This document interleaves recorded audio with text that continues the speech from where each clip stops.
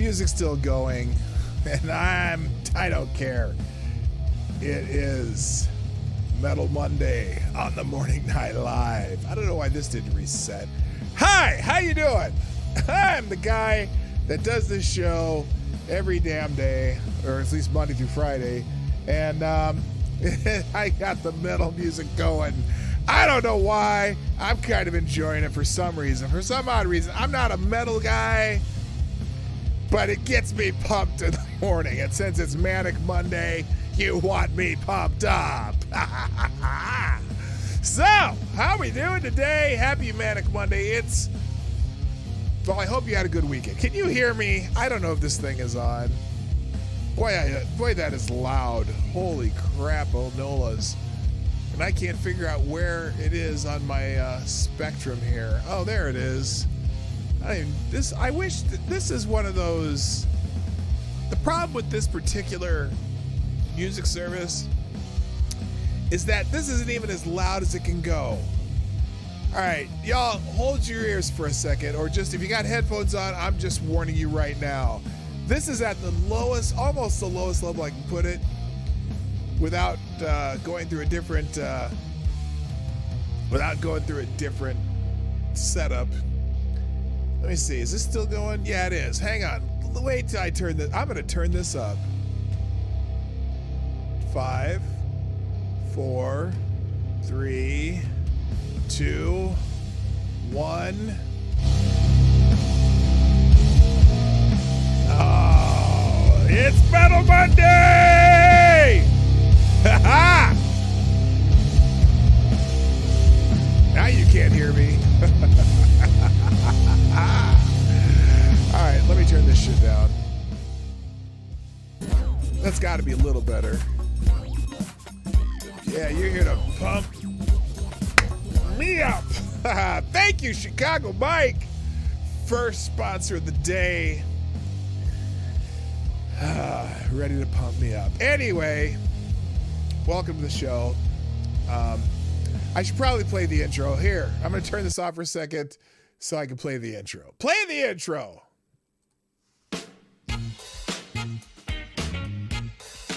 Ladies and gentlemen, coming to you live from the Lucky Dog studio in a hidden location somewhere in the upper Midwest of the United States of America, it's a brother making his own way but with all the wrong opinions.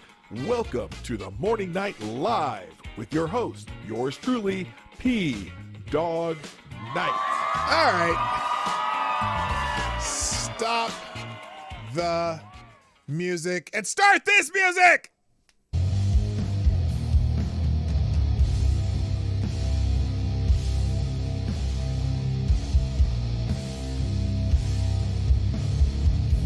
Good morning, everybody. Welcome to the Morning Night Live. I'm your host, Marty, also known as PDawgKnight on the internet. And welcome back to the PDawgKnight Channel. I don't know if I can do this the whole show. Anyway, okay, we're gonna cut that because there are some days that I can actually do that, but it's not today. It's Monday. It's too early in the week for that stuff. I might have to figure it out another day. Anyway, good morning. Welcome to the Morning Night Live. I'm your host, Marty, also known as PDawgKnight on the internet. Welcome back to the PDawgKnight Channel on a Manic Monday, this Monday, the 27th of September, 2021. A week and 2 days before my mom comes to town. My mother, I should say. My mom is in Omaha. My mother's in Long Beach. If you don't know that story, well, yes, I do have two mothers, but I call one mom and I call one my mother. Mom's who I grew up with, my mother who is the person who made me happen, and I love them both very much. But my mother's coming to town for 2 weeks, and so I might have to alter some of my programming while she is here. She and I are, well, let's just say we're on the opposite ends of the spectrum when it comes to the politics stuff. And so we try not to talk politics, but I can't not do my show. But there's going to be a couple days where we're going to be driving up to the north side of Lake Superior and I'm going to take her to go see the Split Rock Lighthouse, which is just a beautiful, beautiful place. And we're going to go probably tour Duluth. There's a couple cool things in Duluth. And so I don't know which days we're going to do that. It has to be kind of coincide with Lady Boomer's schedule too, and with also with what I do for work. So I don't know. We're going to figure it out, and it'll be a good time. So anyway, welcome to the show. It's Monday, and a lot of times on Monday, I don't necessarily pay attention to the news super closely over the weekend, although I get snips, little snippets, things here and there. I don't like put Twitter completely away, but it's like it is what it is. Anyway, Chicago Mike, by the way, who's the first donor of the day. Thank you, sir. Oh, what the hell happened here? Hang on, I gotta fix something real quick because I don't want any disturbances. There we go. Thank you, Chicago Mike, being the first sponsor of the day through YouTube Super Chat, who says we're here to pump you up. So that's what that was about when I said that earlier. I forgot to say why I was saying it. Thank you, Mike. Appreciate it. Yeah, and while I'm thinking about it, I might as well do the show now. You are the sponsors of the Morning Night Live. During the show, I would appreciate it if you hit the like button at some point. If you decide to like it, you're here. You must like it. You're here. Hit the like button. Hit the share button. And by the way, I'm doing an experiment on social media.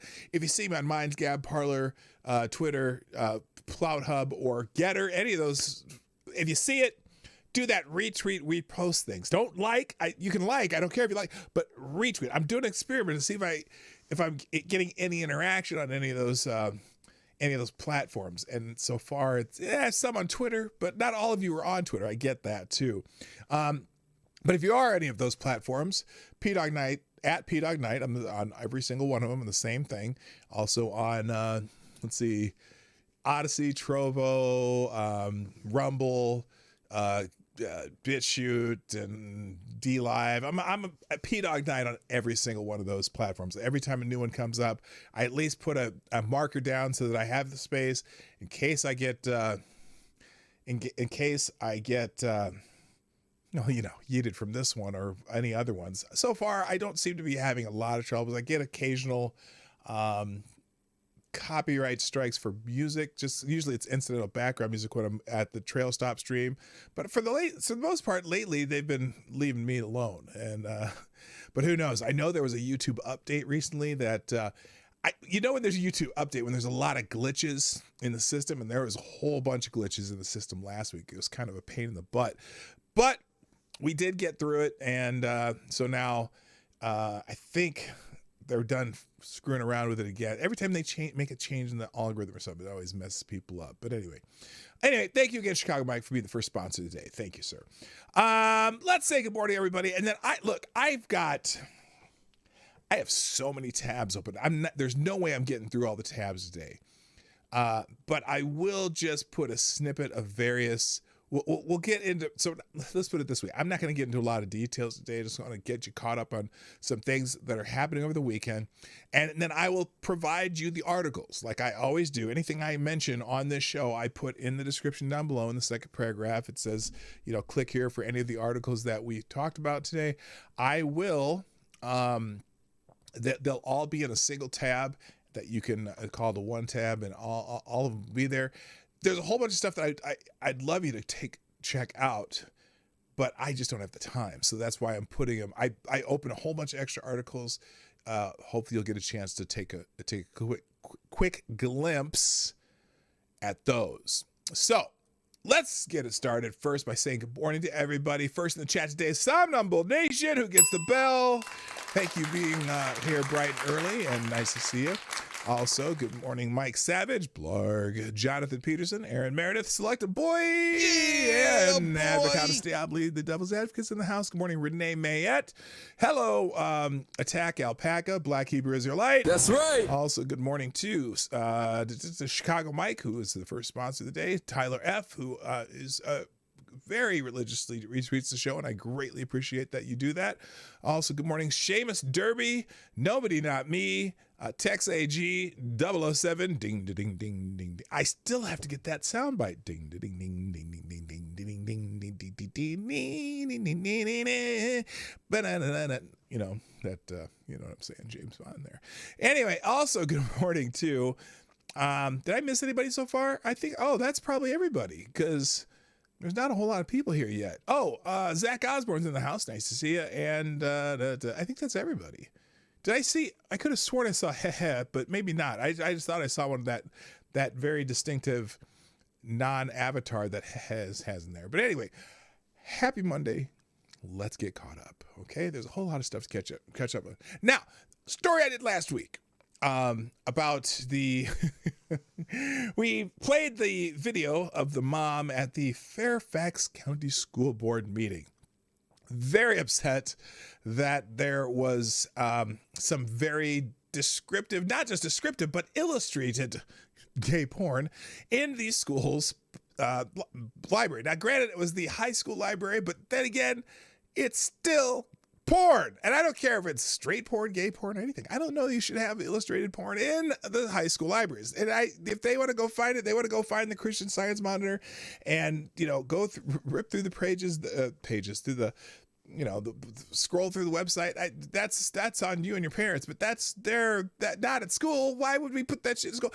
Anyway, so the lady was very upset, and she not only complained about it, but she actually read from the books. And one of the problems with the books, amongst the fact that it was porn, or whether it's gay or straight porn, I don't care what if it's gay or straight porn. I don't want, I'm not sure if it's the school's job to put porn in the library. But anyway, and again, these are supposed to be books that are supposed to be inclusive, and they won awards for inclusivity and blah, blah, blah, blah, blah, blah, blah.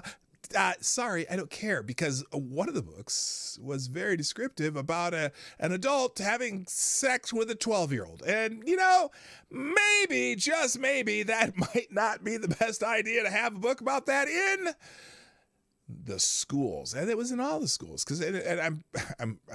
Anyway, so there's an update to that story. Fairfax County Schools pulled 2 books with graphic sex from their libraries, Northern Virginia. Now, oh, by the way, if some of you might say, okay, well, what about Lolita? I've never read it, and I don't even know if it's in the schools. It might be, it might not be. I don't know, but I didn't know that Lolita had scenes of explicit sex in the book. I don't know. I've never read it. And maybe not. That should not be in schools either. I don't know, but the book that she was reading, by the way, I do have my cup of reparations here. And if you have a cup of whatever you're drinking during the show, take a sip. Anyway, so Northern Virginia school system said it's removing 2 books from school libraries, including an illustrated memoir that contains explicit illustrations of sexual encounters involving children. Got to do it for the children. Hello, Jesse Leon. After parents expressed concern about them at a school board meeting, Stacey Langdon, a parent at the Fairfax, that was a Freudian slip, Fairfax County School System, questioned the school board at a public meeting Thursday about the book's availability in high school libraries. As she quoted from explicit passages in the book, a school board member interrupted her and chastised for using explicit language. Another school board member defended the books by saying they are available only to high school libraries, not in grade schools. Well, high school and some schools start at 14 because 9th graders are freshmen, and they're usually 14 and 15. And then a couple of the schools in that district go from 8th grade to senior year. So, 8th grade, 12, 13, 14, 15. Yeah, something like that. So, and there was a picture of a blowjob in the book, illustrated, all full mouthfeel and shit. And it was a child with someone. Anyway, and others. On Friday, the school system initially said it was conducting a review. Later in the day, it was said it was pulling Genderqueer by Maabe Kobabe and Lawn Boy by Jonathan Avison from circulation, pending a more detailed review. Yeah. Well, banning book is back in style. I don't know if it's not banning. Is it banning books? I'm not a fan of banning books, but I'm just curious. And because I don't know, the book's being banned.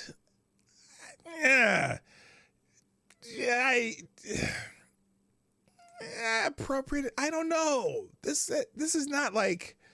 Anyway.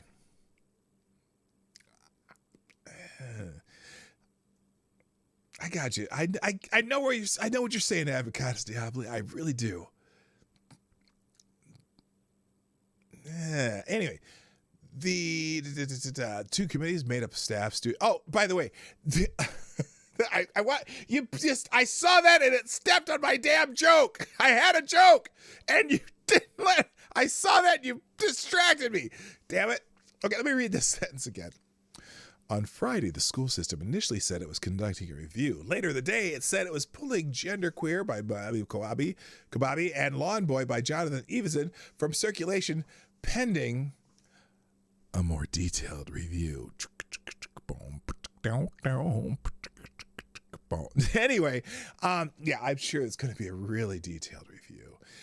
Anyway, two committees made up staff, blah, blah, blah, blah, blah. Anyway, so they're going to temporarily pull them. I don't know if you didn't hear let's see. Did they write out about what she read? I mean, yes, the books included underage acts of sex, as in pedophilia. Okay. The passage she read was a 12-year-old boy giving an adult a blowjob, and the adult then gave him one back. And I don't know. Hello, Rachel. Good morning. That's a name I haven't seen in the chat, but I welcome to the show. And if you're new here, subscribe, because I appreciate that when people subscribe, and then you get these messages and shit. So I guess in this case, if it's a book that's portraying something that is against the law, well, no, because that happens to the kind of books too. I have issues. I'm not a book banner, but man, I'm just not sure if it's a book that's supposed to be the public. They're not banning it. They're not burning it. It could be in the public library, I suppose. I don't know. All right. So anyway, that's an update to that story. Let's move on. Like I said, I'm trying to go through this quickly today. UN IPCC report is a code red for climate alarmism. Remember what I said a while back, that the COOF is a precursor to what they're going to do for climate change and how they're going to control your life. Now, this seems odd. This summer, the United Nations Intergovernmental Panel on Climate Change released a near final version of its 6th assessment report, an apparently comprehensive study of the climate literature since the last one in 2014. The reactions have been predictable. UN Secretary General Antonio Guterres said it is a code red for humanity. Linda Mears, one of nearly 300 authors and a federal climatologist in Boulder, Colorado, said there will be nowhere to run, nowhere to hide, and it's just guaranteed that it's going to get worse. Now, anyway, reading the report gives the impression the weather is getting much, much worse. What it doesn't say is that people are getting much, much better at adapting to extreme weather events. Oh, I never thought of that. Yeah, I did. Most people who worry, did I change this over? No, I didn't. There you go. Most people worry about these things are familiar with the University of Colorado's Roger Pielke study research, which uses reinsurance company damage data, Munich RE, and World Bank economic figures to determine weather losses as a percent of global gross domestic product. His study, which begins in 1990, shows a slight decline, but let's be conservative and say that there's certainly no evidence showing an increase, despite near daily lurid stories on cable TV or large legacy newspapers. And yeah, it's... So here's the thing. You know the thing. You know the thing.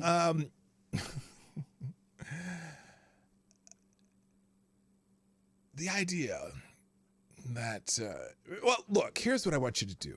Here's a homework assignment for the Morning Night Live, and I might just do this myself because I've never actually watched the entire movie.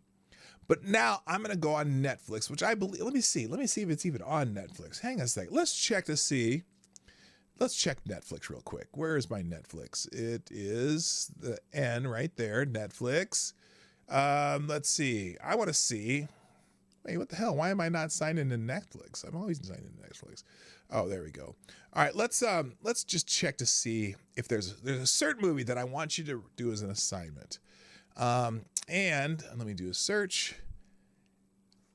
Inconvenient truth. Inconvenient truth. Oh, it's not on Netflix anymore.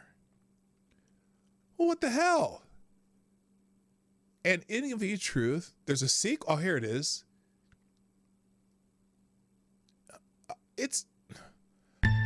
Oh my God, it's not on here anymore. I wonder if they're hiding it. Where can I find, okay, the assignment now is to find Inconvenient Truth. And Inconvenient Truth.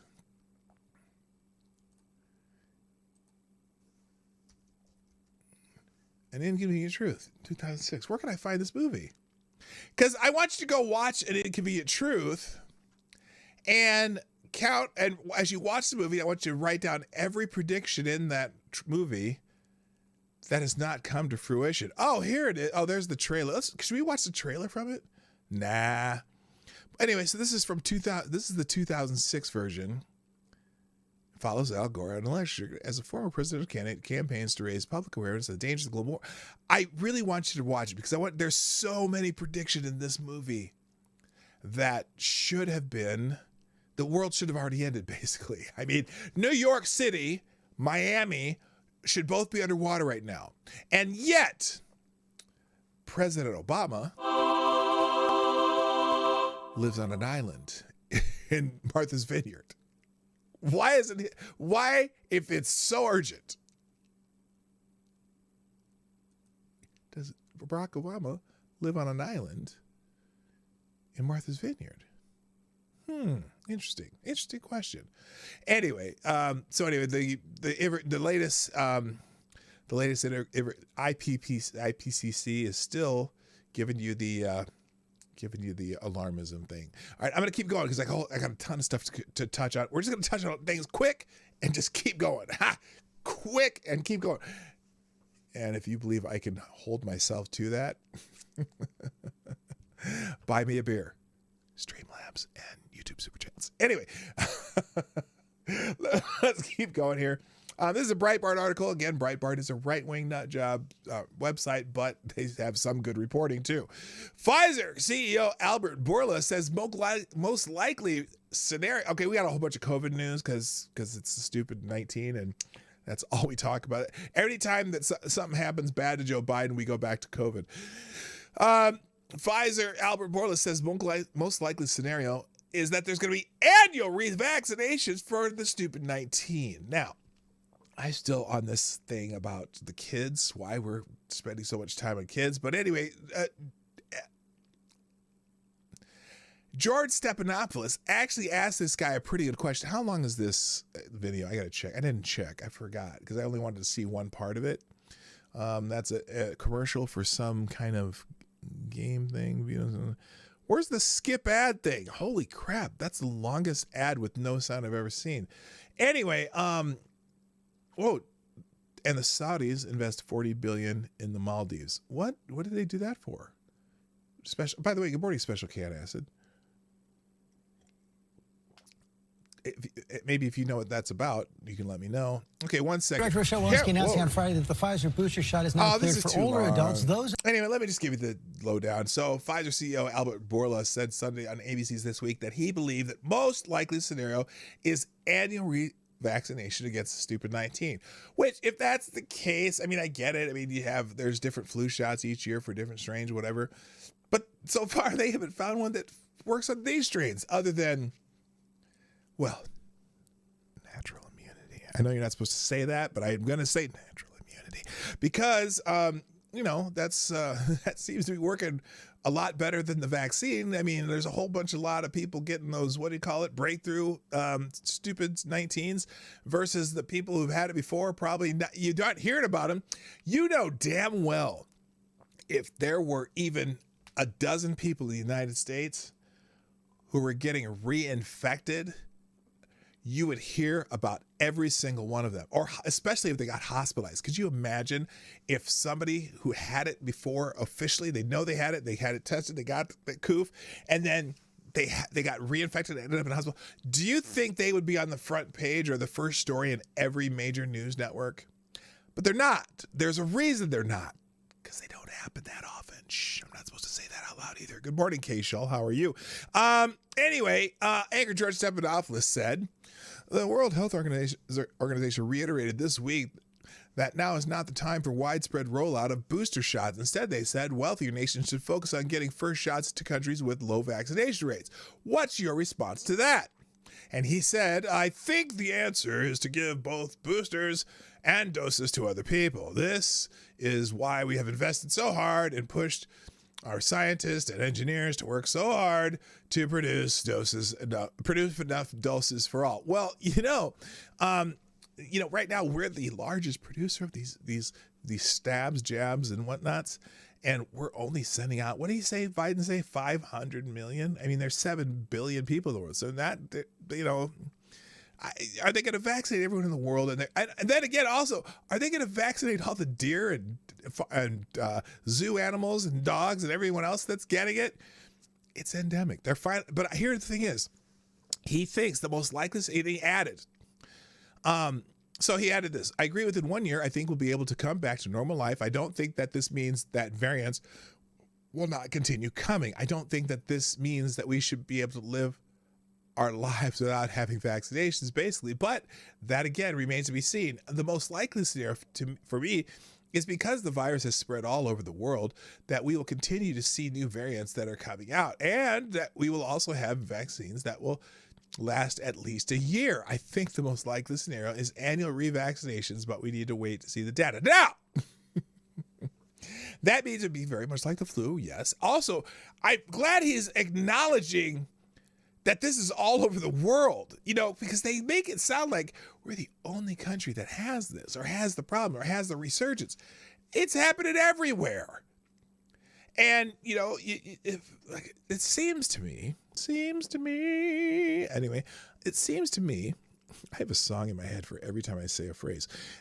It seems to me that as this spreads and more people actually get it and survive, like myself and the other 99.8% of the people who've survived it, that the natural immunity people probably don't need the fucking boosters or the shots. I mean, it seems to me that, we're just COVID. Yeah, exactly. He is right. COVID is just going to become the next influenza with a new strain coming around every year.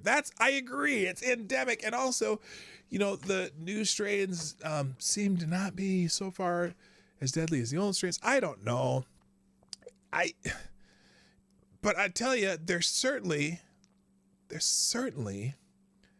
doesn't seem, if there were people getting reinfected and being on ventilators and stuff willy-nilly, because there's tons of people who've gotten both jabs, both fully vaccinated, that are in the hospital, right?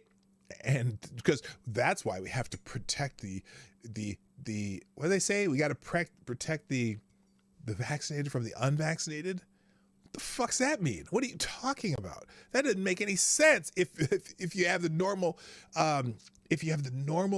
definition of vaccination, but they changed the name of the definition of vaccination quietly at the CDC. And it's funny because I was talking to my lovely spouse, Lady Boomer, about this, and she is an RN, and she said, well, yeah, vaccinations always work that way. It's like vaccinations generally will make you immune from something, but there are always cases where there will be breakthroughs, but it's usually not very many. And this one it seems like it's almost as if, especially the Moderna, somewhere, I think it was close down to 50% efficacy. So I don't know, man.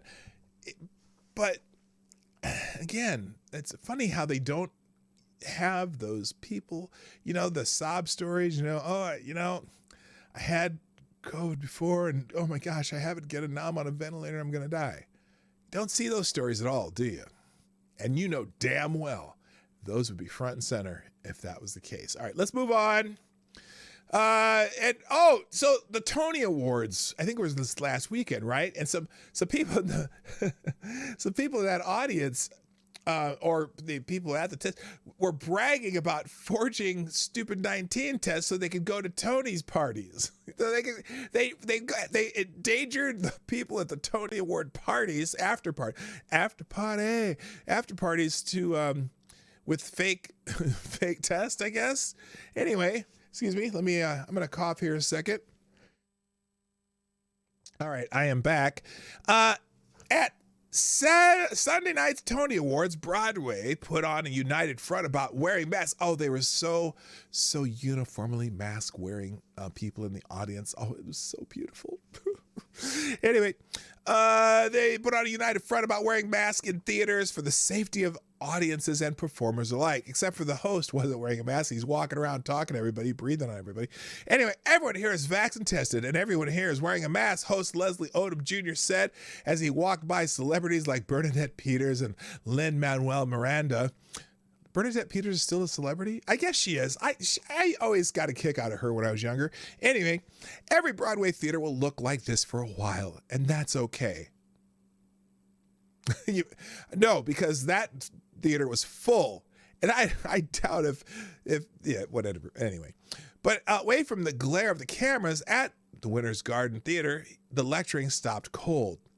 Up in the mezzanine bar, as Jennifer Holliday was brilliantly belting out her classic "And I'm Telling You" from the musical Dreamgirls on stage, I overheard a tuxedoed man loudly discussing the hot after party for slave play at the New House, which appropriately was requiring proof of vaccination and a negative COVID test to attend.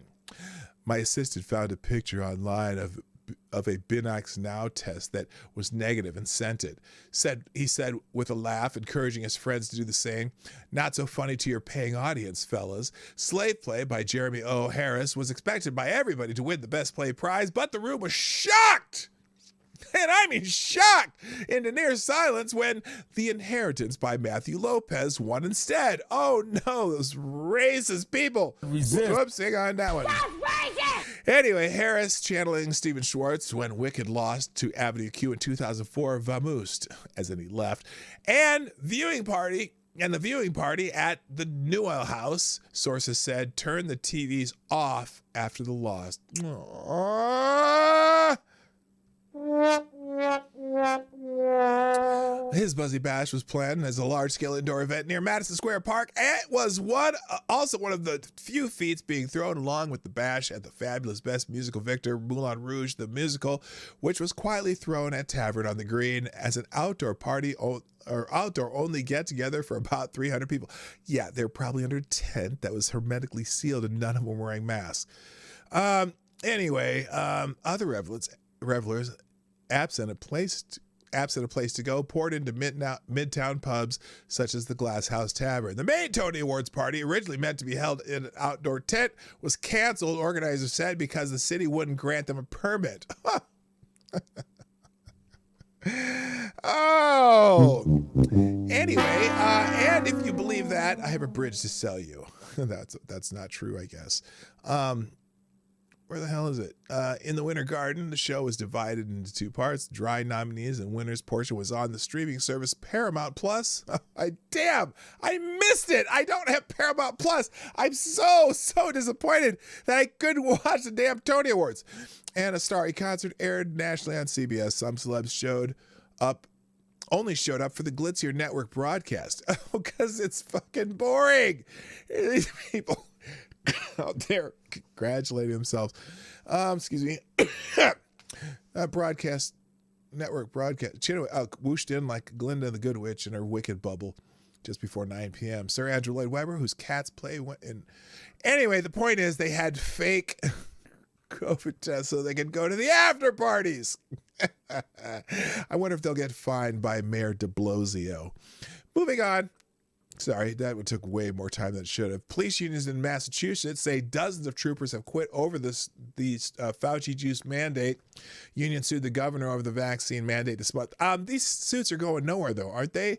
A Massachusetts police union said Friday that dozens of state troopers have resigned over the state's vaccine mandate for state employees. The State Police Association of Massachusetts, SPAM.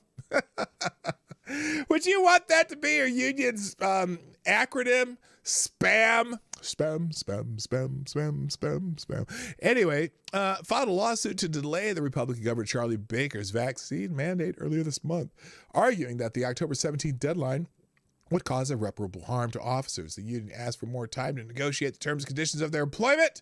However, a judge in Massachusetts Superior Court turned down the union request on Thursday. Specifically, the public interest is unquestionably best served by stopping the spread. This doesn't stop the spread of the virus, you dumb motherfuckers. Anyway, a lot of these people who are taking lawsuits to this are not... the judges are throwing them out. And I'm sorry, but I don't recall these being laws written by legislators. Oh, I'm sorry. I didn't realize this was off center for you guys. Let's fix that. Not that it matters at this point because I'm already leaving the show. Dawg Knight, are we covering Chris Pratt getting canceled for voicing Mario in the upcoming Super Mario movie? I did not know. I did not know that it was happening. I maybe tomorrow, because I'll have to look it up. It's not on my list today. Shit. Maybe we'll look that up. All right, let's keep going. Black Lives Matter leader in New York says de Blasio's Fauci juice mandate is racist and specifically targets Black New Yorkers. Oh, the joy of blue on blue, blue on blue crime. They keep showing this young lady on the right here. That's like, why do they keep showing her? 21 celebs that can't get hired anymore. I don't know who that is. Does anyone know who that is? I have no idea. One of the leaders of Black Lives Matter Greater New York chapter slammed Mayor de Blasio for city's Fauci juice mandate, explaining the mandate is racist and specifically targets Black New Yorkers. How dare you? In a statement to Fox News, Shavona Root Newsom co-founded the Greater New York chapter of Black Lives Matter and ran as a congressional candidate for New York's 15th district in the 2020 election. The former congressional candidate blasted de Blasio's Fauci juice mandate in a statement to Fox News. No, there's not. I was going to say, is there video for this? Anyway, here's her statement. Although Mayor de Blasio ran on progressive values, nothing in his tenure will attest to his campaign promises, Newsom explained to Fox. The September 13 Fauci juice mandate is racist and specifically targets Black New Yorkers. The vaccination passports are modern-day freedom papers which limit the free will of Black people. Well, okay, so I'm pretty sure all New Yorkers have to abide by de Blasio's bullshit, but it disproportionately affects Black people since Black people are the least vaccinated people in New York City. And good for her, I guess.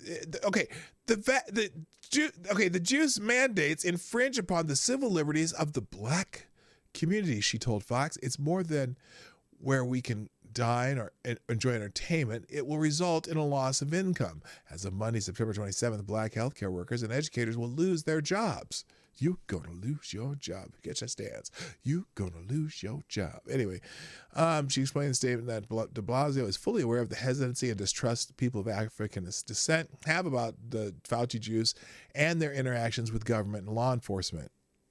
De Blasio chose to disenfranchise and force the very people who elected him into poverty and second-class citizenship. And anyway, the rest of that's in the tabs. So a little blue on blue crime going on in New York City. Good. Moving on, are hospitals actually being overrun by the stupid 19? Now that's a good question because they keep talking about how the hospitals are just being overwhelmed and yada yada. Well, maybe it's because they laid off all the nurses who were doing, what do they call it? Not exploratory. What is it? I'm blanking out. There's emergency surgery. Oh, elective surgeries. The surgeries that are surgeries that are essential yet not, that can be scheduled for another time. So the Delta variant of the wave of COVID-19 ravaged under unvaxxed. Wait a minute. Okay, even who is this? The Daily Caller? Oh my God. Listen to this first sentence. The Delta variant wave of stupid 19 ravaged under-vaccinated American communities, particularly in the South, leading to frequent media reports of overwhelming hospitals and fully occupied ICUs. The question of just how overwhelmed hospitals are varies from location to location. Media report highlighted anecdotal cases of individuals being denied care due to lack of beds or high stress on healthcare workers facing an influx of patients, but such incidents were not equally distributed across every state. You mean there's no equity in the amount of these cases? Anyway, Florida was particularly frequently criticized during the Delta wave. The state saw daily case numbers surge 33% higher than its previous peak during the height of the Delta wave in August, according to the Centers for Disease Control and Prevention data.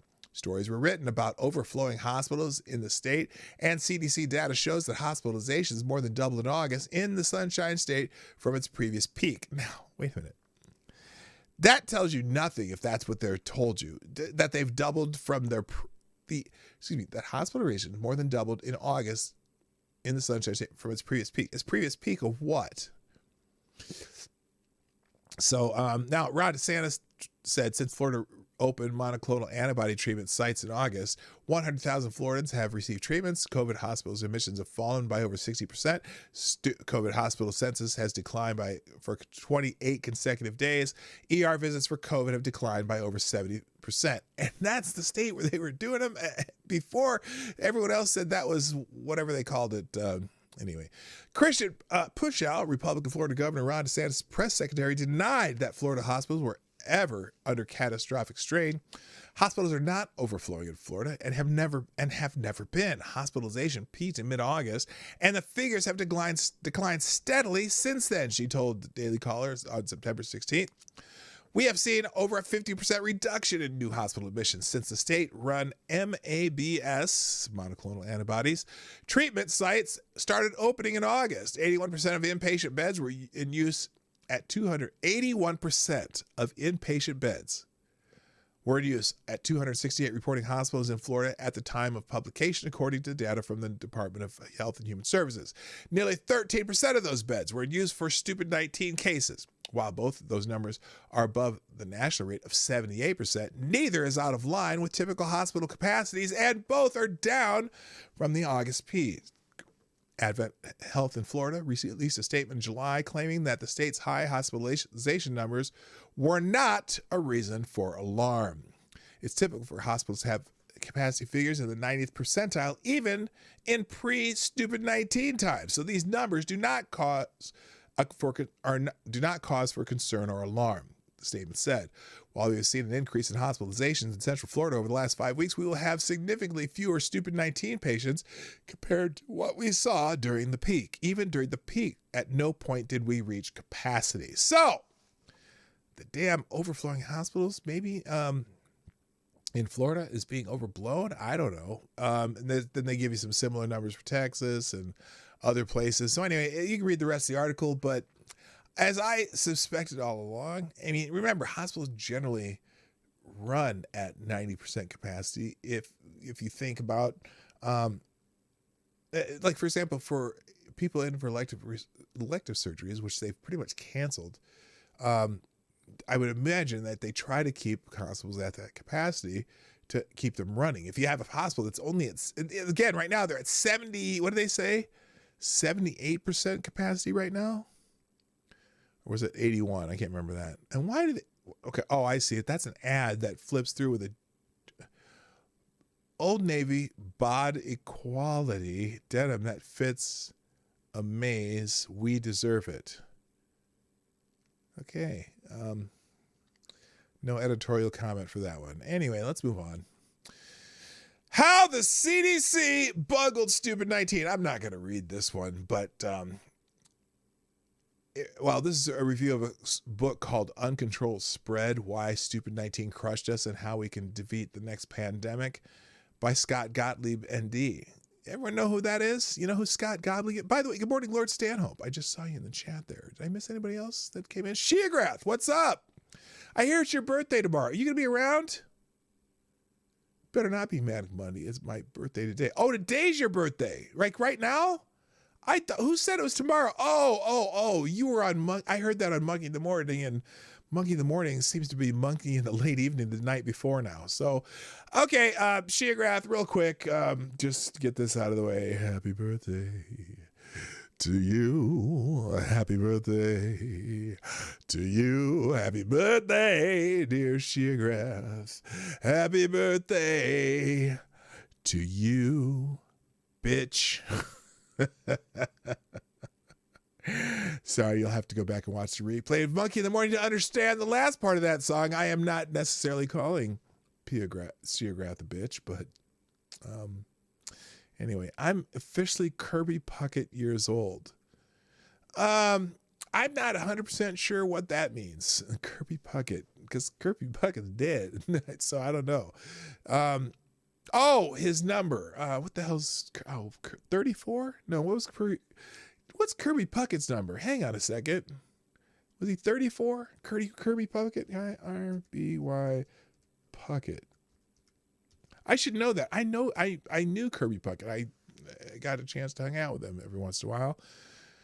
Kirby Puckett. What number did Kirby Puckett wear? 34. Yeah. Okay, cool. Yeah, I thought I had that right. Yeah, I used to, in fact, when I used to go to the barbershop, Kirby Puckett and I went to the same barbershop, and that's where I got to know him. And then when I met my wife, his sister-in-law is my wife's best friend. So we used to sometimes we go to birthdays for Kirby Jr. and other kids. And so there you go. Anyway, happy birthday, old man. Not as old as me, but that's okay. Anyway, Scott Gottlieb, you know who that is, right? That's I think he's a former White House, doctor or some shit. Anyway, he's writing a book about how the 19 maybe got screwed up by the CDC. Here's my kind of thing on here's the watch. This will be in the tabs, by the way. How the CDC bungled the stupid 19. When discussing politics, the late Michael Ullman used to say, when stupidity seems a sufficient explanation, there is no need for recourse to any more elaborate analysis. That's a pretty good saying there. Anyway, this explains quite a bit about what goes on in Washington. In Uncontrolled Spread, Scott Gottlieb makes a compelling argument that stupidity can explain much of what went wrong with Americans' coronavirus response too. Gottlieb, an American Enterprise Institute senior fellow and former FDA commissioner, that's what he is one of the most qualified commenters to weigh in on this issue with decades of medical policy and governmental experience under his belt. Gottlieb can explain the most complicated facets of the coronavirus pandemic, but while Uncontrollable Spread contains plenty of sophisticated analysis, Gottlieb's most important conclusion are often the most basic. From the initial outbreak in Wuhan through the vaccine rollout, Gottlieb explains how outdated systems and bureaucratic incompetence led to the most devastating failures of the pandemic. Along the way, he outlines a forward-looking doctrine for pandemic preparedness that eschews blind trust in the science. Blinding me with science, in favor of hard-nosed realism. So anyway, this is basically a review of the book. There's a whole bunch of snippets from it, but I'm going to let you read that yourself because just wanted to let you know that that's out there. Moving on. From Legal Insurrection, apparently several Afghan refugees who we've brought over, or whatever we call them, have allegedly sexually assaulted a female soldier at Fort Bliss. Fan-fucking-tastic. Earlier this week, Mary, who's Mary? Mary, who the fuck's a Mary? Is Mary a book or a magazine? Anyway, Mary reported that 2 Afghan refugees face federal charges for alleged spouse abuse, sex acts with child at Fort McCoy. And now we're learning that a female soldier was allegedly sexually assaulted by several Afghan refugees at Fort Bliss. Huh. Advocatus Diabli, who says this is even a waste of paper. Any book on how the government screwed up only needs one sentence. The government got involved. Yes. I see that. All right. So anyway, the FBI confirms to Fox News they've launched an investigation into the alleged assault of a female U.S. military service member by several male Afghan evacuees being housed at Fort Bliss. Counseling and services have been provided to her. Boy, I think maybe they should just eject them right now into the sun. Okay, the FBI opened an investigation into the assault of a female soldier by several Afghan males, refugees at the U.S. Army's Fort Bliss base in New Mexico. The alleged assault took place on Sunday at around midnight. At least 3 men allegedly attacked the soldier near her car after she arrived for work at the Donna Anna complex, which had been accepting refugees airlifted out of Afghanistan and they're housed there. According to ABC, we can confirm the female service member for supporting Operation Allies Welcome reported being assaulted on September 19th by a small group of male evacuees, said Lieutenant Colonel Allie Payne, Director of Public Affairs for Fort Bliss and the 1st Armored Division. The female soldier has not been identified. You know, we got to remember when we bring all these people over here, and I don't mean like these people like they're bad people. They're not bad people. I feel awful for their situation. Why are we bringing them here? Aren't there more places where they might assimilate more carefully and that kind of shit oh God, and there's no good way to put this.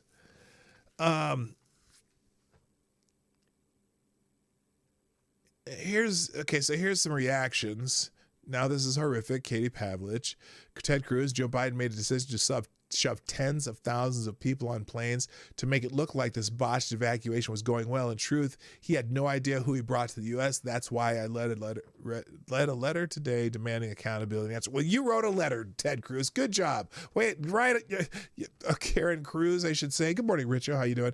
Kaylee McEnany. Remember when Jen Psaki told us, I can absolutely assure you that no one's coming into the United States of America who has not been through a screening and background check process? Well, about that, and she quotes this article. Anyway, it's bad. And so besides the fact that there was domestic assault, child assault, and now an American soldier or something assaulted at Fort Bliss. So just a reminder that we need to keep, we have to work on, maybe they should have a no, I'm not going to talk about re-education camps. That would not be cool. Moving on. Cause oh my gosh, I haven't gotten anywhere today. We'll just keep going. That tree looks like a chicken. What tree are we talking about? Tree? Is there a tree? Oh, there. Oh, it does. Ha! That's hilarious. How'd you even notice that so fast? It does. It looks like chicken. I wonder if it tastes like chicken. All right. And now smugglers are moving migrants into the heart of the Texas border city.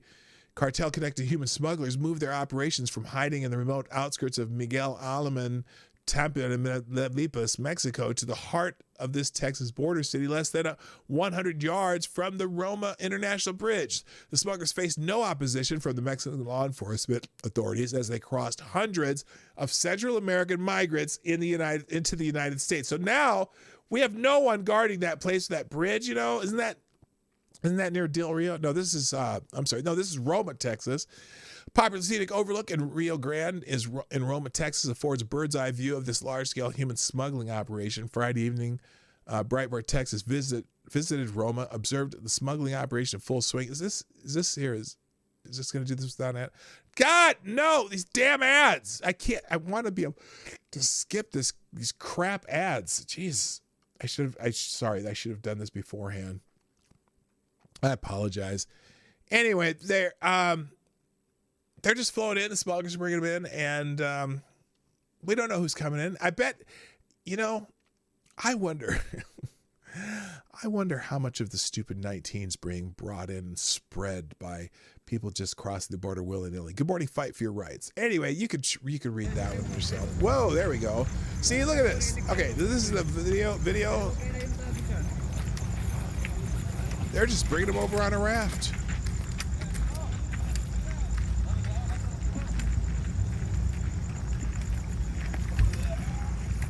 And looks like he's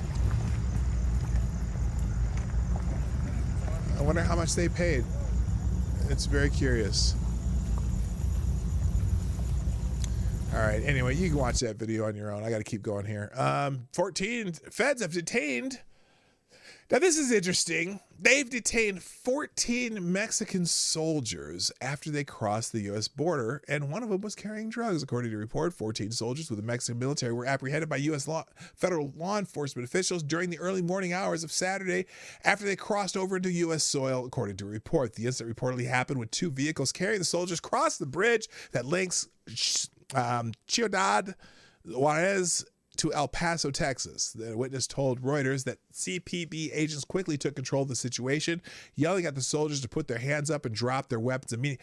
Mexican soldiers on U.S. soil with weapons, they told them to drop their weapons immediately. CPB said the soldiers, their weapons and equipment were secured for safety and processing, and noted the soldiers said they did not realize they had entered the U.S. Okay, fair enough. It's possible. Probable? Possible? Yeah. Anyway, and they did not realize they had entered the U.S. One of the Mexican soldiers, we assessed a civil penalty after CPB officers discovered a personal use amount of marijuana in his possession. Well, you know, I don't know if it may not be illegal in Mexico, and if he accidentally crossed, I don't give a fuck about the marijuana. I thought if he was carrying fentanyl, then I'd be really concerned, but a personal use amount of marijuana in his possession, blah, blah, blah. All the soldiers who were wearing their military gear were sent back across the border to Mexico after they were processed by U.S. law enforcement officials, per the AP. So there they are. They arrested them, and then they let them off on their own recognizance. The incident comes as the Biden administration has struggled to grapple with the crisis that has erupted on the southern border. Oh, that's an understatement. Anyway, you can read the rest there. Moving on, in the Daily Caller today, ads. Haitian migrant transport supply back and forth between U.S. and Mexico. So remember the guy who the horse whipped guy who was not horse whipped. In fact, he wasn't whipped. In fact, he was barely brushed by a horse. But anyway, remember he was carrying Whopper boxes because he was going back across the water to go to the food trucks over in Mexico or whatever they did and order some food. And then he brought it back in some plastic bags. The guys chased him around on a horse and making him go back. Anyway, Haitian migrants in Ciudad Acuna, Mexico, the town directly across Del Rio, crossed the Rio Grande River to bring... they crossed the Rio Grande River to bring supplies like food, water, and medicine to Haitian migrants on the American side. The town of Del Rio has been impacted by the 15,000! Again! 15,000 Haitian migrants all at the same time. That's gotta be organized. You don't just all of a sudden, this is not an accident. Somebody planned this. Somebody put all these Haitian migrants in the same place at the same time and had them all across the board at the same time. They're all in the same time, 3-day span of time. And they're all under the bridge. And then all of a sudden they all disappear into Del Rio, which is just fucked right now. Anyway, as of Friday, a large Haitian caravan living under the bridge in Del Rio Bridge has been removed after the White House ordered the Department of Homeland Security to ramp up the processing of migrants. Processing? Yeah. How about processing their ass? Well, never mind. Back across the river. Haitian migrants tell the Daily Caller they decided to stay in Ciudad Acuna after deportations were underway for single males. Chilean IDs littered all over the Mexican side of Ciudad Acuna. The majority of Haitian migrants have been living in Chile for years and have been given refugee status. So they already had refugee status in Chile. And all of a sudden, 15,000 of them show up here. Go figure. Go figure. Yeah, we already knew they crossed the river to get supplies, but anyway. Governor Abbott says if Biden punishes the Border Patrol agents, I will hire them to defend the Texas border. Okay, so he's taking a proactive approach on if Biden... Remember, because Biden's already said they will pay. They will... Yeah, pay for what? Pay for the fact that a journalist lied and the lie went around the world? Anyway, so Abbott said if those guys get fired, he will hire them. All right, moving on. Here's a good article in the Daily American Greatness that I'm not going to get into, but it's here, just give you a headline for some light reading. So the New York Times often acts as a spin cycle for Democratic's dirty laundry, but for years the Time reporters have helped get ahead of damning news, especially when it's related to the Russian collusion hoax, in an attempt to establish the narrative early, which they're very good at. A recent example of the Times article downplaying the pending indictment against Michael Sussman, the Clinton campaign lawyer who acted in cahoots with the FBI to seed the collusion tale before the 2016 election. The article was published the day before Sussman pleaded not guilty to lying to the FBI. Well, on Saturday, the Times published a carefully constructed bombshell intended to soften the blow of an explosive scandal in the making. The FBI had at least one informant among the group of Proud Boys who marched on the Capitol January 6th. Shocker! Shocker! Shocker! The informant, according to confidential documents furnished to the paper, started working with the FBI in July 2020 and was in close contact with his FBI handler before, during, and after the Capitol protest. Oh, shocker. You can read the article. There's kind of also the PJ Media article kind of related to this, so they'll both be in the tabs, and I'll go into this one a little bit too. FBI narrative about the January 6th Capitol insurrection is imploding. Oh, wonder why. An explosive report over the weekend claims show that 2 alleged Capitol riot participants were actually government informants. The New York Times reported Saturday that, okay, so this is about the same article, so you get 2 perspectives on it. But anyway, on January 6th, it was so frightening, these officers gave this guy a big ol' meh when he approached them calling for backup. Remember this guy? Why are you letting this happen? Why haven't you called for backup? Hang on, I'm going to pause this because the music makes it hard. Thank you, Black Hebrew Israelite and Black Hebrew Israelite. You are the new Streamlab Superstar sponsor of the day. Thank you, sir. Who says with the bullet, maybe we should make PSA videos, public service announcements, telling goat fuckers not to rape women and children. That's right. China is. Whoops. Yeah, we did have, weren't there a place where they had signs like that? Where they literally had signs to not do this and not do that, and this is not acceptable here. I mean, yeah. Thank you, Black Hebrew Israelite. That's right. All right, so here, remember this guy? They kind of just ignored him. Why are you letting this happen? Why haven't you called for backup? Where is your backup? This is our damn Capitol building, and y'all are letting it get destroyed on your watch. Fuck all of you. Call for backup. Yeah. Get some help down Yeah. here. Oh, all those MAGA people are just terrible people. And if they don't want to get you fucking backup, they obviously don't give a shit about you. These people want blood. So anyway, they ignored him. Proud Boy story is an unusual act of journalism by the Times, but the mainstreams are just catching up to the story published in June by Revolver News. In fact, I'll even, is that story here? This story about Revolver is even better. This tells you a lot more about it. So federal protection of Oath Keepers kingpin Stuart Rhodes breaks the entire Capitol insurrection lie wide open. So great article, Revolver too. So I'll leave all these in here, and then anyway. So the New York Times is trying to get ahead of the get ahead of the storm that's coming of the bed of lies that they told. So I have all 3 articles: the American Greatness article, the PJ Media article, and then this is the Revolver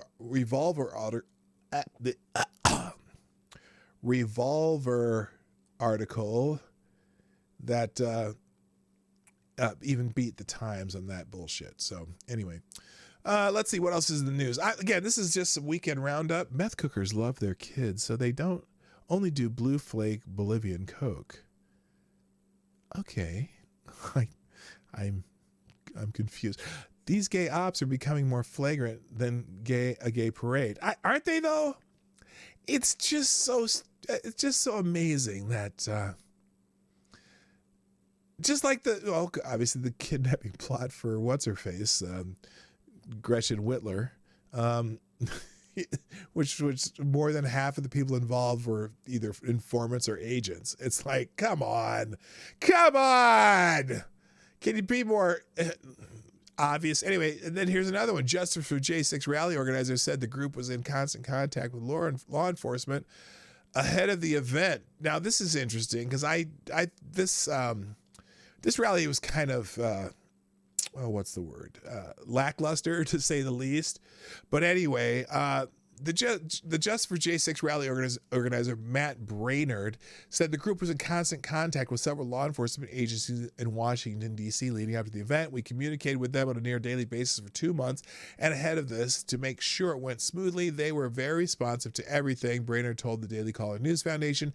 And for the most part, I think they did a phenomenal job in helping us coordinate and have a safe and successful event. Brainerd added that the event was a success before it even happened because the media attention the group received leading up to the rally. Yeah, because I think this was an op too. But anyway, the organization behind the Justice for J6 rally in Washington, September 18th, was in constant contact. Okay, I don't need to repeat that. Yeah, but it was kind of I don't know, you can read that. I think that was an op, and I'm glad that it didn't turn out badly. Let's put it that way, because it just would have been more food for the people with narratives to spread. Also, efforts to spread the Trump-Russia hoax went beyond the FBI, CIA to the Senate. So the efforts to promote the Trump-Russia collusion hoax didn't just exist in the FBI, CIA, and State Department, but in the Senate as well. Oh, this is talking about John McCain. According to a new memo under the late Senator John McCain, the Armed Services Committee engaged a former FBI official and his nonprofit to produce a report on the matter per Just the News. The Senate committee endured a secret battle in federal court this summer to quash a subpoena that would have forced Thomas Kirk McConnell to hand over documents and testify about his dealings with former FBI analyst Dan Jones and his nonprofit, the Democracy Integrity Project. Oh my God! I just saw this. Okay.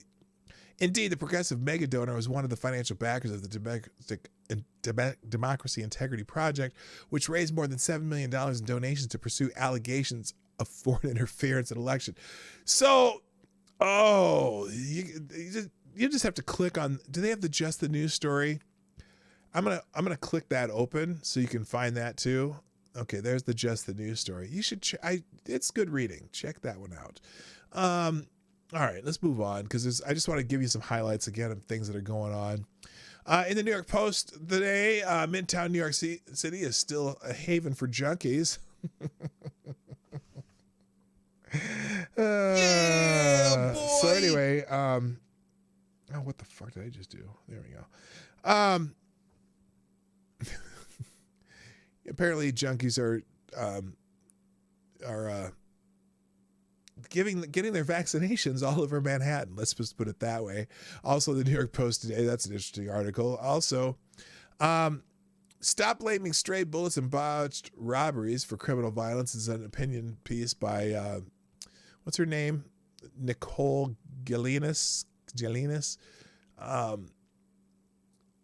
Bertha Ariagi, Devell Gardner Jr., and Ethan Williams were killed by stray bullets. Then that Than Huat, Nicole Rapa, and Tessa Majors were killed in botched robberies, quote unquote. As violent crime has soared, such language has become ubiquitous in news stories.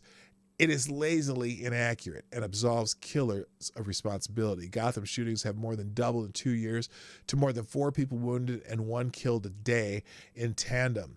The term stray bullet has strayed into more news reports. The New York Times has used it 42 times since January 2020, nearly double the 24 mentions in the similar period pre-COVID.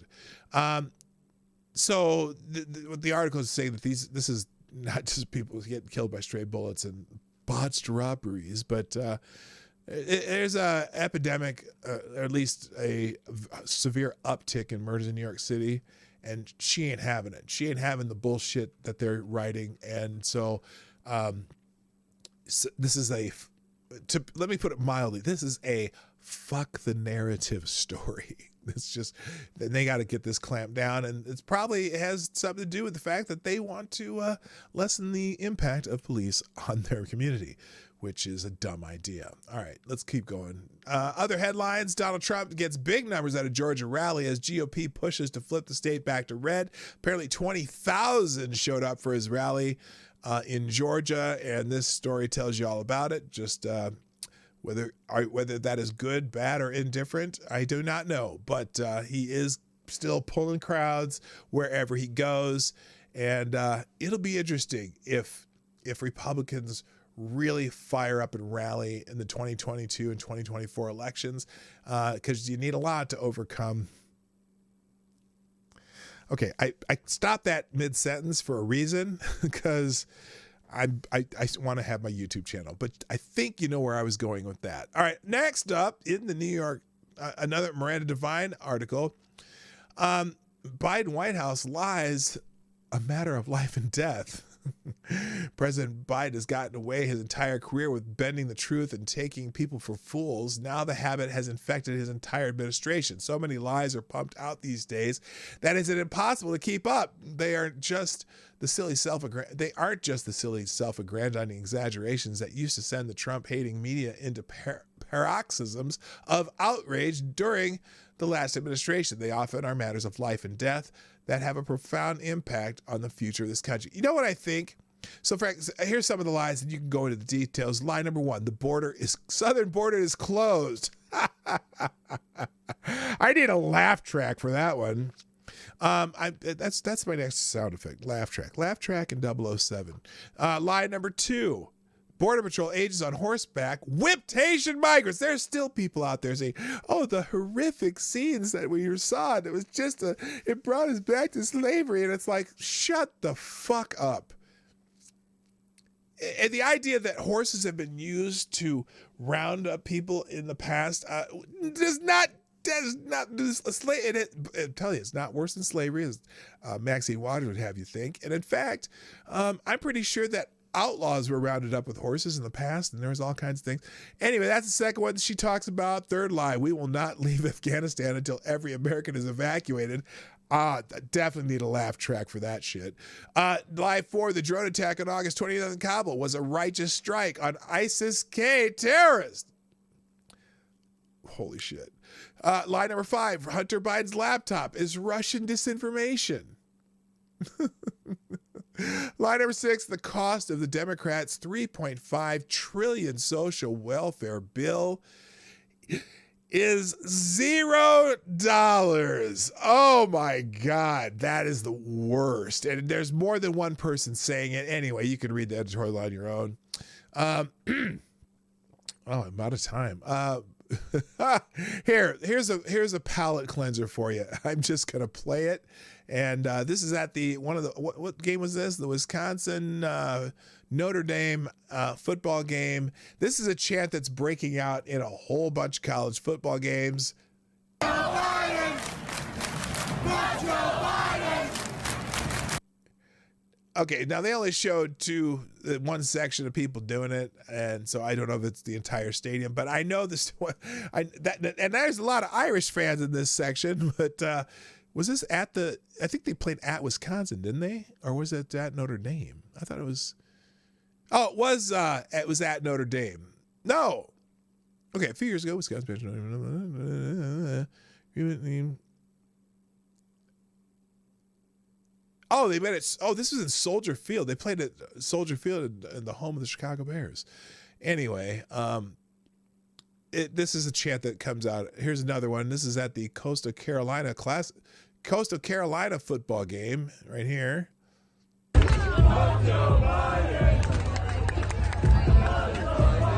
Okay, that was a little more weak. How about at the Virginia Tech game? Let's try Virginia Tech.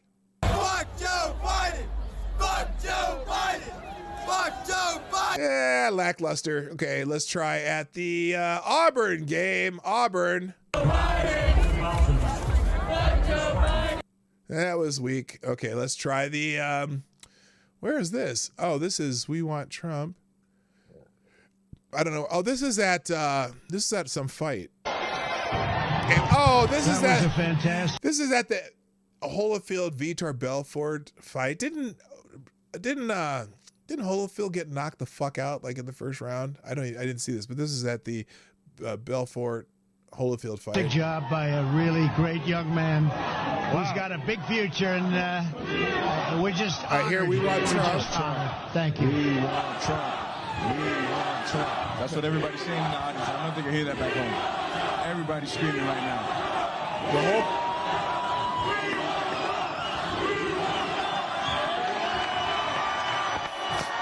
Okay. People are going nuts. That's because this is the fight that Donald Trump and Donald Trump Jr.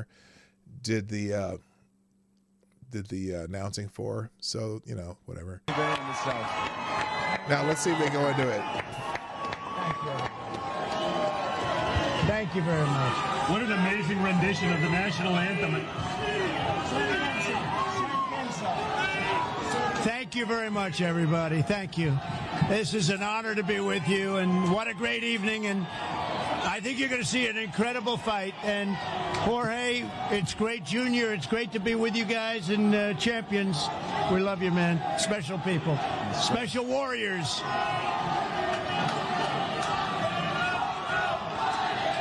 They're going strong. There it is. Yeah, I know. There was a joke in my my friends. We have an ongoing text message thread, and it was Biden and Obama sitting next to each other, and the thought bubble with Joe Biden was, "Wow, everyone wants to have sex with me," and Obama goes, "Joe, that's not what fuck Joe Biden means." Anyway, so that's funny. Anyway, I got several other tabs open. You can read the articles. Liz Cheney can absolutely win re-election. She finally came out for gay marriage after being a proponent against it. And I don't give a fuck about gay marriage. I don't care because it shouldn't be a government function anyway. But anyway, she thinks she can still win in Wyoming. I'm doubting that. Another article, Biden drags down Terry McAuliffe in Virginia, the former governor and former Clinton crony, Terry McAuliffe, the Clinton cash guy.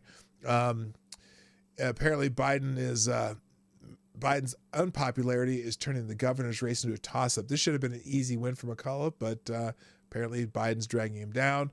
Also in headlines, someone's calling Hillary Clinton a war criminal. She was at she was doing something at the University of Belfast. Failed U.S. presidential candidate Hillary Clinton was booed as the war criminal, quote unquote, in Northern Ireland ahead of her inauguration as the first woman chancellor of Queen's University Belfast. She was being heckled as she came down. Now, it's weird they have her wearing this robe and someone carrying the train, but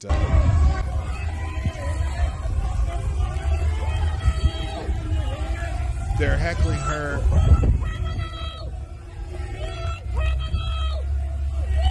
Wow, people are throwing shit too. Anyway, interesting. Also articles up. Anatomy of a Hoax. So to talk about the Haitian migrant not being whipped in American Greatness, or excuse me, American Thinker, which is this article here, which you can't see. They're talking about how this turned into a bullshit story. And it turned into a bullshit story just because that one newspaper took the one picture and claimed that people were being whipped. Was bullshit. And a bunch of left-wing papers ran with that shit.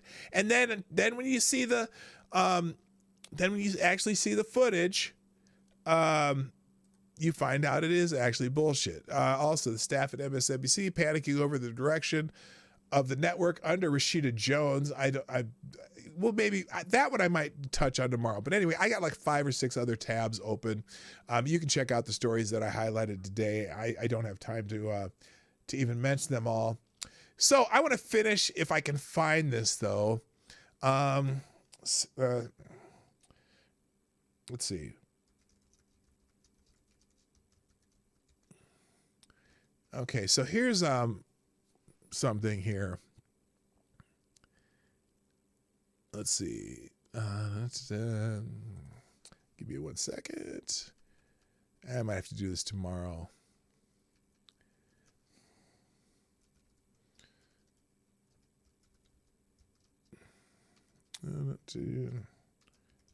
I meant to have this up earlier.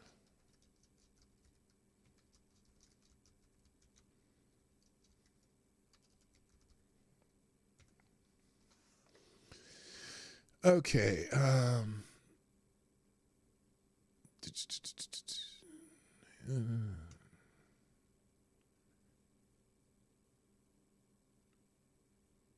Okay, never mind. I'll do this tomorrow, but if you ever watch any of these videos, either on TikTok or YouTube Shorts or Instagram, where they'll have a sentence being said in kind of a blurry kind of, blurry is not the word, but, muffled kind of thing, and someone's saying this sentence, and then they'll put 5 different sentences on the screen. And whenever you listen to those words being said, whatever sentence you're reading on the screen, that's what your mind says it's saying. And that whole stupid horsewhip bullshit that happened, the reason all these people have been, all these politicians, whatever, saying, oh, these horrific, you saw the horrific photos. They saw one photo that got picked up by multiple media outlets that said that that person was being whipped, okay? And so that's what you saw when you saw the picture. You didn't have, when you read that sentence and you look at the picture, you don't take the time to look at the picture to see what's happening in the picture, unless you're like some of us who do. And I saw that the morning it was because it started trending really quickly. And I looked at that picture and I said, being whipped with what? Because when I looked at you saw the rain, right? The flying rain, okay, that was in the sky. But when you look at that picture carefully, you realize that the horseman's hands were not on the reins. Because the horse, or at least his right hand wasn't, where you would think that if he's on that side of the horse and you have a whip and you're going to whip that person, that your hand would be on something that looked like a whip. But that if you looked at that picture, and of course the menacing look that they caught in the moment in time, that very tiny moment in time, that Nick Sandman moment in time that they caught that picture, where he has the mean face looking down with his cowboy hat, right? He's looking down at him.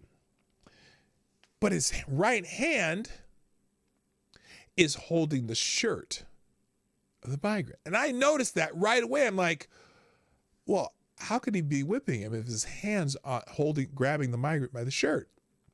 And then I looked at the leather. First of all, it's not a whip. It was obviously a rein. Now, for me, being a family of horse people, because we had my sister rode horses and she rode Western style split reins, I immediately recognized it as the rein just kind of flapping where he had let go of it to grab the migrant by the shirt. And so immediately I knew that was a bullshit story. But that story, again, the lie travels around the world before the truth can wake up for breakfast. And it just turned into a viral story. And all these people got all in it. And then the videos started coming out. And the videos proved that no one was being whipped. No one was even touched by a split rein. They weren't even using the split reins as a whip. The only thing they were using the split reins to do is keep people away from the horses because, people could be a danger to the horses. But they were just kind of using the horses to cut them like they would cut cattle from a herd. And how they would probably use horses, no matter what the color of the migrants were, coming across that part of the border. But now we have a president of the United States who says those people, they're going to pay. The Secretary of the Interior, Secretary of whatever, not the Interior, whatever, Mayorkas, saying, no, we have to do an investigation because everyone's seeing the video now. Everyone knows this is a lie. But it is in the interest of politicians and assholes to lie. And so they're continuing to do it. Even though when that investigation comes out and they realize, well, it's not even really an investigation. It's bullshit. They're going to come up with some bullshit. And the investigation is going to obviously show that, no, there was no whipping. In fact, I don't think there was any contact with horses. They just used the horses as a mode of transportation on uneven land to, keep these people from continuing to cross the border, which is their job. That's their job, Joe Biden, Kamala Harris, Al Sharpton. Who else has been talking about? Joy Reid, Maxine Waters. And we're no ranks of slavery. Kiss my big fat ass. So anyway, always, I did the same thing with Sam, and I okay, the smirk heard around the world. Really? That's just a split second picture. I want to see the video. And of course we learned that was bullshit too. But when there's an agenda to be had, they're going to do their best to have it. But I'm having none of it, and neither should you. Ladies and gentlemen, thank you for joining me today on the Morning Night Live. I appreciate all the likes, and I appreciate the donations. Thank you, Chicago Mike and Black Hebrew Israelite, for sponsoring the show. Please share the stream before, during, and after the stream. If you're watching on replay, put a comment in the comment section so that I know you dropped in and watched it later, because sometimes you have to do that. Thanks, everybody who participated in the chat. And if you're watching on because you're just watching away at work or driving or whatever, thank you for hanging in there. So, everybody, I hope you have a wonderful day. I'm here Monday through Friday, 10 o'clock Eastern, 9 o'clock Central, 1500 GMT for the Morning Night Live. And it is time for me to go. My name is Dawg Knight, and I am out of here. Bye-bye. Have a great day. Hey, this is Dawg Knight, and thank you for watching today on the PDawgKnight Channel. If you have an observation or remark you'd like to make about this video or my channel, I absolutely welcome you to write it in the comment section down below. I really look forward to hearing from you. And before you go, if you like what you saw but you're not already subscribed, please make sure you hit the subscribe button and definitely click that bell that pops up afterwards so you'll be notified when I post new videos or when we go live. I broadcast my live show, The Morning Night Live, Monday through Friday at 10 o'clock Eastern, 9 o'clock Central. A special thank you to all the supporters of this channel who share our videos on social media and who make donations through Streamlabs, YouTube, Venmo, and Cashapp, which are all linked in the description down below. Thanks again, and until next time, I'm Dawg Knight, and I'm out of here.